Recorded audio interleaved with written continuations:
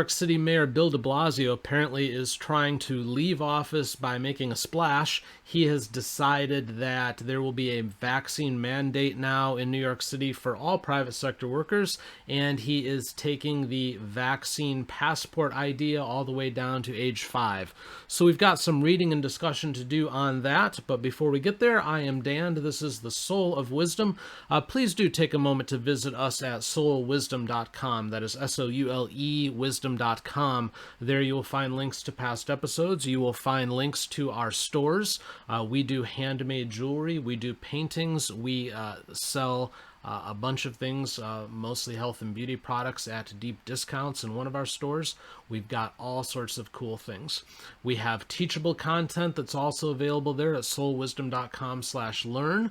Our first course is up, and it is about how to sell profitably and properly on Etsy. So if you or somebody you know runs an Etsy store, give that a look, because we can help you be more profitable and have more fun doing it. And we have other content that will be coming soon on the Teachable side as well. At Soule Wisdom, you can also find our tip jar if you'd like to support the show. Also, before we get started, in segment 2, we opened today's Advent calendar, the Lego Star Wars, and I built it. And if you are on the visually gifted side, you can see I'm holding it up right now. It's a little transport speeder kind of guy. So he's kind of cool. Like him. And we'll put him back on the shelf with the other stuff. Okie dokie. Let's go ahead and get into the article that I've referenced here about Mayor de Blasio. Visually gifted, feel free to play along as always on screen. This from Fox News. New York City Mayor Bill de Blasio announces COVID-19 vaccine mandate for private sector workers. Mayor calls it a preemptive strike. Article reads, New York City Mayor Bill de Blasio on Monday issued a preemptive strike mandating that all private sector employees in the Big Apple be vaccinated against COVID-19 amid the new threat posed by Omicron beginning December 27th. De Blasio, whose term is set to expire in a matter of weeks, broke the news on MSNBC. We've got Omicron as a new factor. We've got colder weather, which is going to really create additional challenges with the Delta variant. We've got holiday gatherings, de Blasio said. We in NYC have decided to use a preemptive strike to really do something bold to stop the future growth of COVID, de Blasio said. De Blasio described the move as the first in the nation measure to cover all private sector employers in New York City with a requirement. Takes effect December 27th, applies to roughly 184,000 businesses.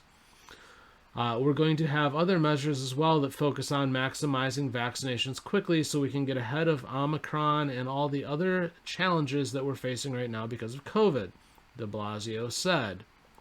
De Blasio's office said it is also broadening the Key to NYC program. It is requiring proof of vaccination for indoor dining, fitness, and entertainment, expanding the measure to include 5 to 11-year-olds. De Blasio's office said approximately 20% of that age group is vaccinated in New York City.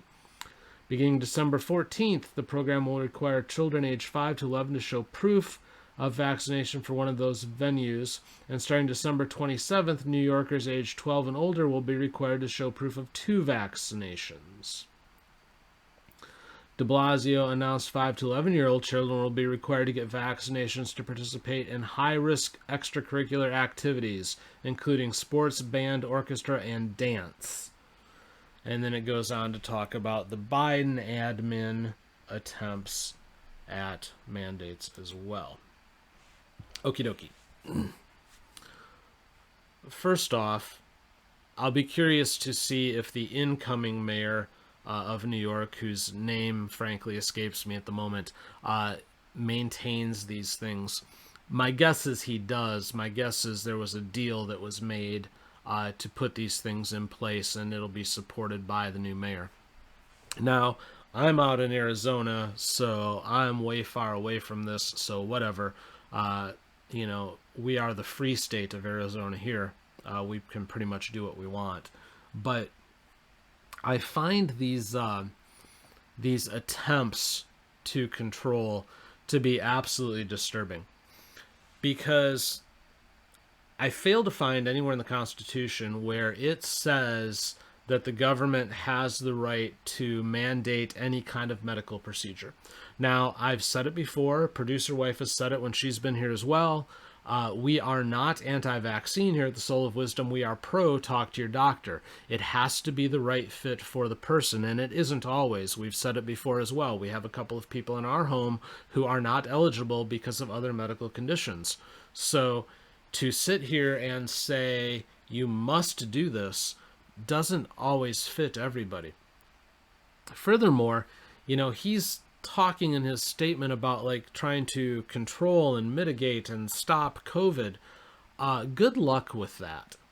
Because if you take any kind of look at the data that's out there at all, if you do any kind of research and not just live off of headlines, you'll very quickly figure out that some of the areas that are the most vaccinated, that are the most quote-unquote prepared, are also having some of the biggest issues. Take a look at Israel if you want an example there. The last data I saw was something like 90% or more of their people are like at least 2 vaccinated, and a huge percentage of them have been boosted at this point. And they're still struggling with it because as we get Delta and now this Omicron, they break through this thing. And the good news, though, is from what we're seeing so far with Omicron, is that it seems to spread more, but not be a big deal for anybody. I have yet to read of a single case of somebody who has actually had any kind of serious issues with Omicron. I'm not saying it doesn't exist. I'm just saying I haven't seen anything about it. Most people are just saying, yeah, it's no big deal. You feel a little fatigued for a couple of days, or maybe you have the sniffles or whatever, and that's about it. So this thing is going to move through society whether we want it to or not. It's simply going to happen. We're going to have to eventually deal with it, each and every one of us, I think. We're going to have to build up an immunity to it, whether it be through the vaccine or through just plain getting it. But this isn't going to stop. There's this arrogance that we have as human beings where it seems like we think so often that we can outsmart nature, that we can overcome nature. Whether or not this thing came from nature or came from a source other than nature, it's in nature now, and it is running. And I don't think that any of us is going to stop it.